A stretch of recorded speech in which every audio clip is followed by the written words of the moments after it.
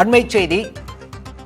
நாளை சுற்றுப்பயணத்தை தொடங்க உள்ள நிலையில் தற்போது அதிமுக பொதுச் செயலாளர் எடப்பாடி பழனிசாமி அதிமுக தொண்டர்களுக்கு மடல் எழுதியிருக்கிறார். 2026 உறுதியாக வெல்வோம் என தொண்டர்களுக்கு அதிமுக பொதுச் செயலாளர் பழனிசாமி மடல் எழுதியிருக்கிறார்.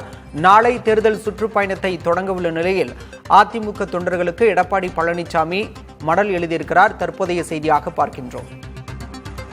தமிழகத்தில் மூலை முடுக்கெல்லாம் எழுச்சியோடு பயணிக்க வேண்டும் என தொண்டர்களுக்கு அறிவுறுத்தியிருக்கிறார். 2026 உறுதியாக வெல்வோம் என எடப்பாடி பழனிசாமி அதிமுக தொண்டர்களுக்கு மடல் எழுதியிருக்கிறார். நாளை தேர்தல் சுற்றுப்பயணத்தை எடப்பாடி பழனிசாமி தொடங்கவிருக்கிறார். இதில் பாஜக மாநில தலைவர் நயினார் நாகேந்திரன், மத்திய இணையமைச்சர் எல் முருகன் உள்ளிட்டோரும் பங்கேற்கவிருக்கின்றனர்.